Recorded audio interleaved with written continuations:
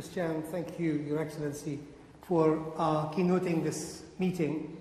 The agreement was that we would touch on a number of topics, and I'm going to invite my colleagues here to speak for a few minutes, not really more than 5 minutes maximum, perhaps even less, to introduce an issue that has been allocated to them. And then after that, I'm going to turn to you to really engage in an open, frank, critical, objective, and also perhaps, hopefully, heated discussion that remains within the portion, the limits of academic conventions. So, can I move that? Dr. Mustafa. I'm Mustafa Alani, the Director of the Security and Defense Department at the Gulf Research Center.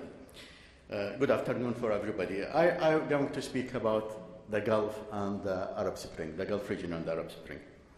Actually, since the beginning of the Arab Spring in early 2011, I have been frequently asked by many people two major questions.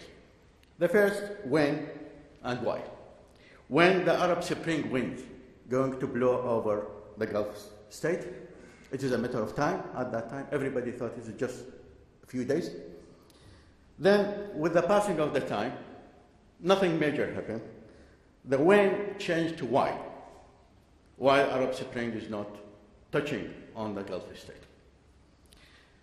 In my judgment, Arab Spring did not start in sleepy small city of Sidi Bouzid in Tunisia in February 2011.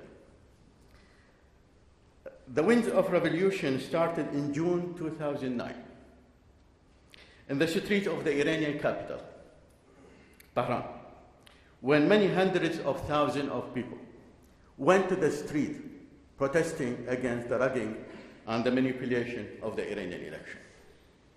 But the brutality of the regime, of the Iranian regime, was able to kill the Arab Spring, or the spring of the region.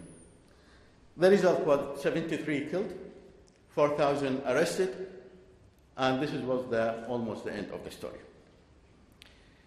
Going back to the fundamental question, why Arab Spring have not swept over the Arabian Gulf state?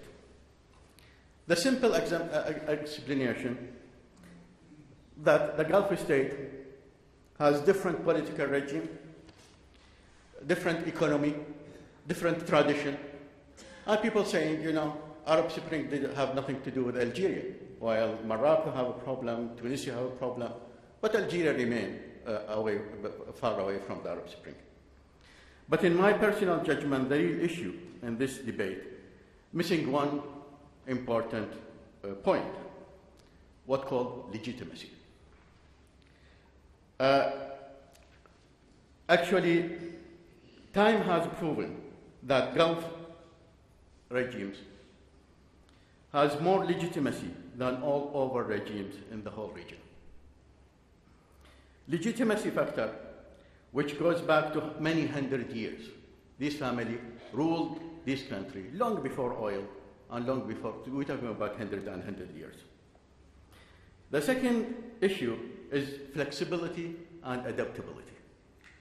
This regime proven more flexible, more adaptable to the changing environment. It's different from other regimes. Almost 40 years ago, in 1974, the late Professor Fred Holliday published a book under the title Arabia Without Sultan.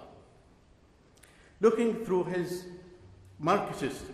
then Marxist spectacles, making prediction about the imminent demise of what he described as the feudal reactionary regimes and the inevitable triumph of the South Yemen revolutionary model.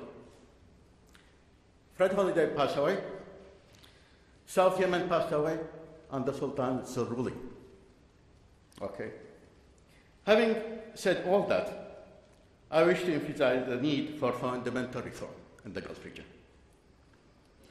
Without reform, legitimacy could rapidly erode and disappear.